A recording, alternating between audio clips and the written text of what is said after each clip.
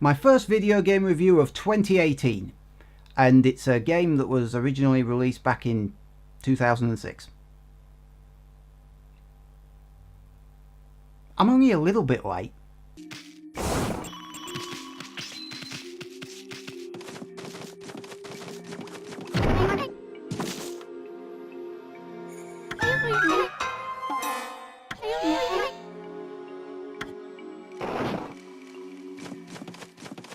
This is Okami HD. Enjoy. Or don't. You don't have to.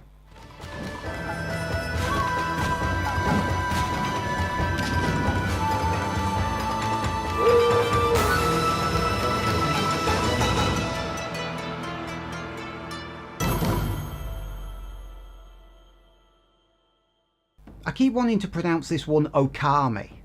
I've no idea why. The long vowel sign is over the O, not the A. It even says so on the spine.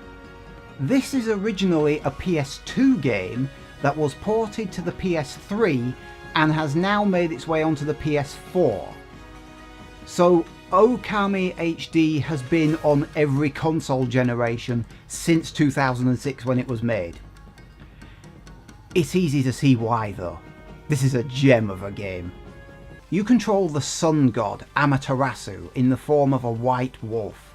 The game is open world and is apparently heavily inspired by The Legend of Zelda. You explore the game's areas, picking up items, talking to people, completing quests, fighting monsters, all that good stuff. Some pillock takes a magic sword out of a cave and frees an evil monster, naturally, plunging the world into literal darkness. When the game starts, it's hard to see where you are, let alone where to go, but you'll quickly discover this game has more to it than just bashing enemies randomly in the face.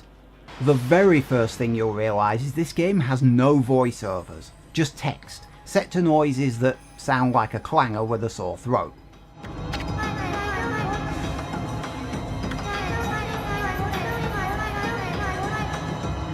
What do you mean you don't know who the clangers are? And there's way too much talking, or should that be texting? Anyway, very early in the game you'll acquire a brush technique called rejuvenation. If something's missing due to it breaking, all you do is hold the shoulder button, paint in the area, and presto, the something is repaired. A short while later you acquire a second technique called power slash, and then you get attacked. Power slash is done by drawing a straight line through the enemy.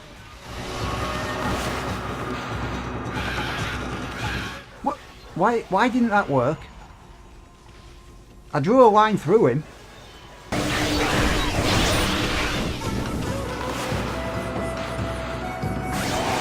Aha! That worked.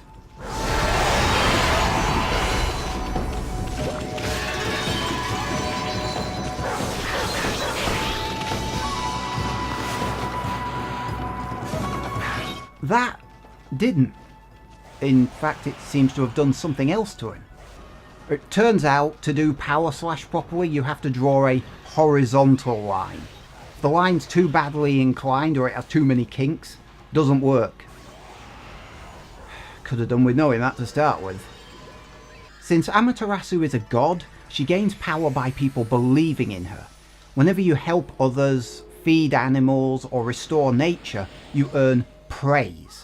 Praise can then be used to upgrade your base abilities, making you stronger.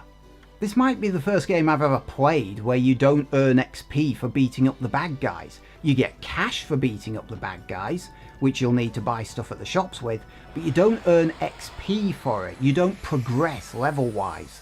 You have to restore the land to do that. It's oddly fitting for a game where you play as a god. To get further into the game, you'll have to lift the curse on areas ahead of you. Don't worry, you'll know a curse zone as soon as you walk into it.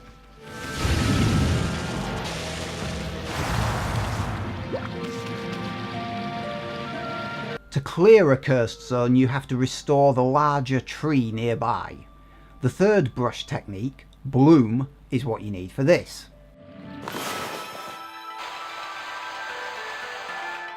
And this is where the game is at its prettiest.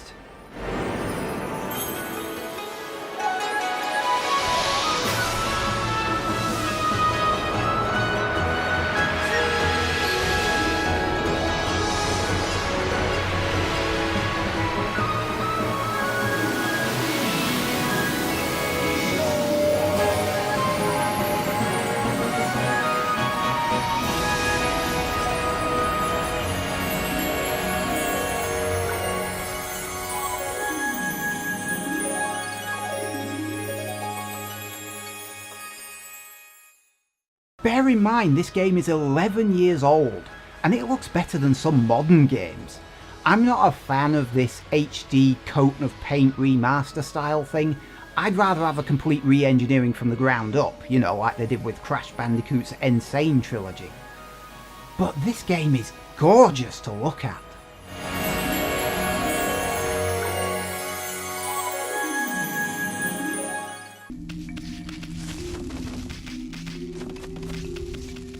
Why do I suddenly feel like I'm playing Sonic the Hedgehog?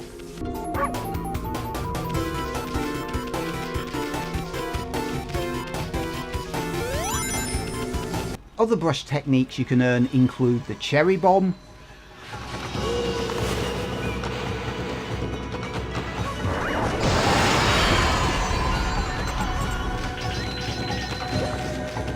Elemental Control,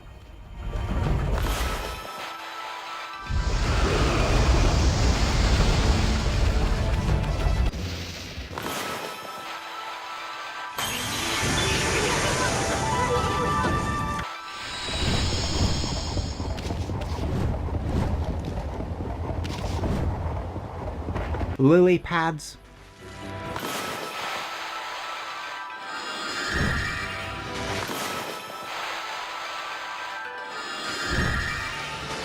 Water Spout,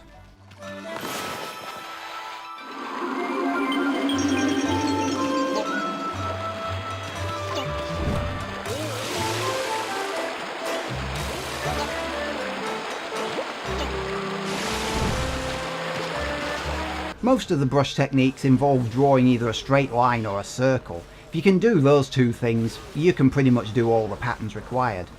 Although if you want to pull off the most powerful of the wind techniques, that's 3 horizontal lines, you have to make sure you draw it over Amaterasu, otherwise it doesn't work. Again, the game doesn't tell you that point. And I've always had trouble drawing the Inferno symbol. It's an infinity symbol, but for some reason more than half the time it doesn't work for me. I still don't know why.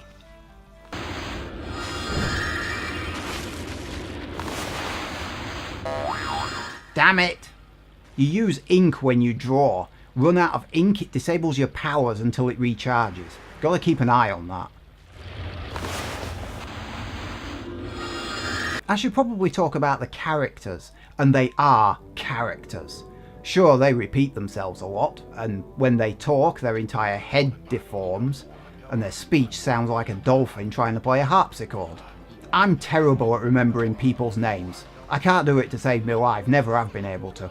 And yet despite all of those things, I remember these characters. I remember them more for their characters and their behaviour though. They're extremely memorable. And you'll meet several of them again and again, and you'll go, I remember him! And because the characters are memorable, you'll be more invested in the quests and in the world at large. You'll give a damn when you're restoring the place.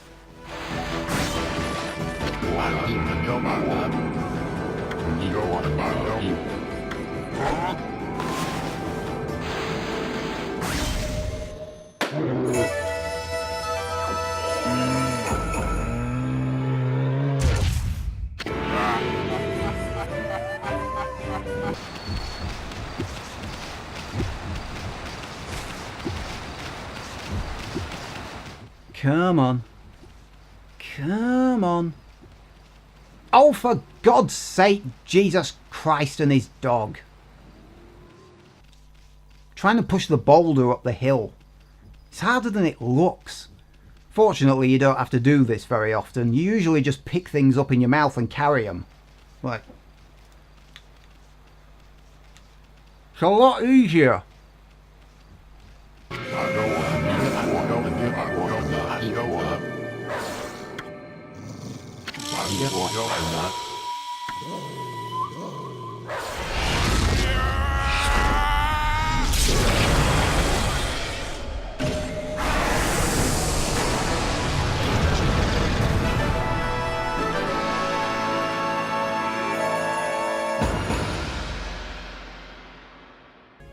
Well, that's the final boss, Orochi taken care of, evil vanquished.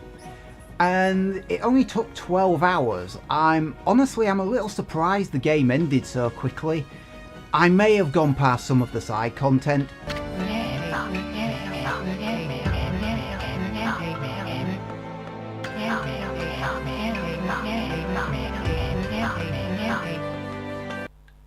What?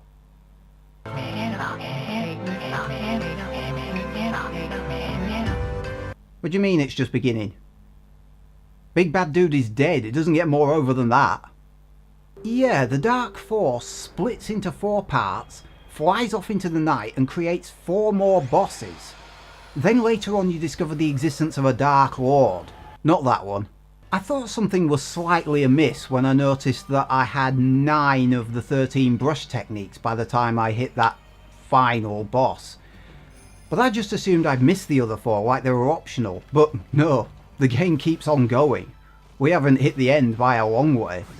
In fact, the game took me not 12 but 30 hours to clear. It's largely green forest in most areas, but there's also the coast, snowy mountains, an underwater palace. They even snuck a ghost ship into the game.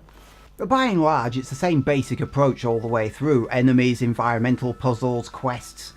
And the difficulty isn't that high. In my 30-hour playthrough, I died 0 times.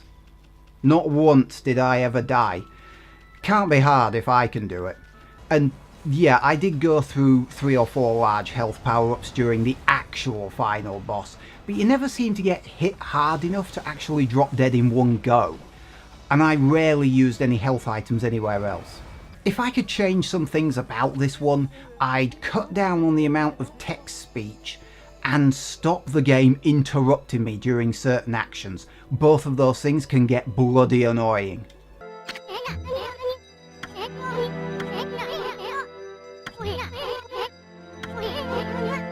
You know, you don't have to beat me over the head with the clue. I can work it out for myself. This is something else the game does. It holds your hand way too much.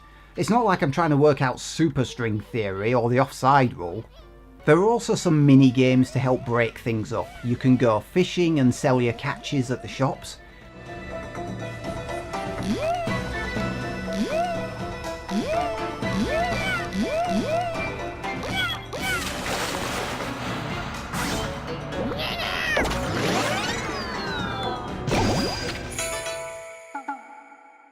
Digging is a more unusual minigame, as your powers are sort of shoehorned into a completely different style of play, but it's still a welcome diversion.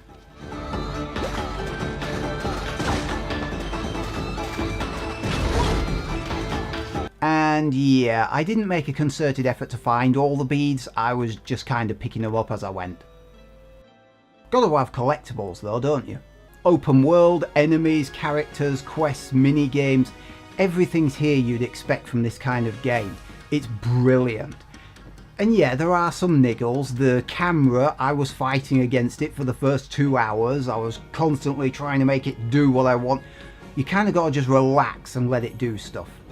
And the people talk way too damn much. And the painting system is not always entirely accurate. Sometimes your brushstrokes don't do what you want them to. But these are little niggles. By far and away, this game is brilliant from start to finish. The characters are engaging, the story is great, if told a little bit haphazardly. But I've got very few things to cling to in terms of complaints.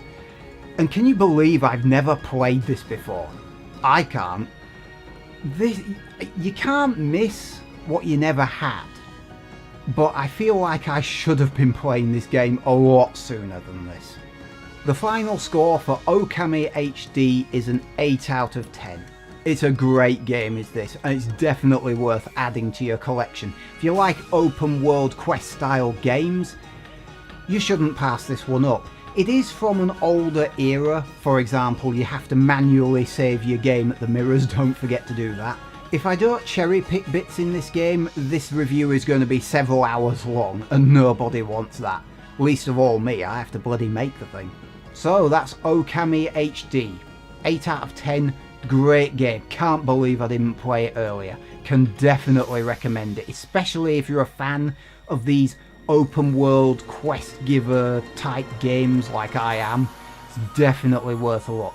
Don't let the fact that it's an 11-year-old game put you off, and the fact that it's an HD coat of paint over an older graphic system. Don't let it put you off. It's beautiful at times, it really is. Especially when that circle of flowers expands outwards from the tree. Can definitely recommend it. Okay, I'm going to stop waffling now. Like, dislike, comment, subscribe, all that jazz. See you next time.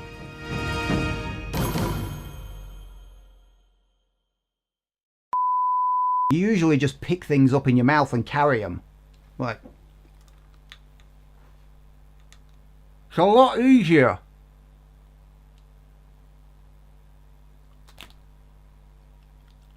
Ah. I just gripped it between my lips before and that was nasty. Maybe this needs a wash. My mouth needs a wash. Shit. That was bad. And that was not planned. Ew. Excuse me.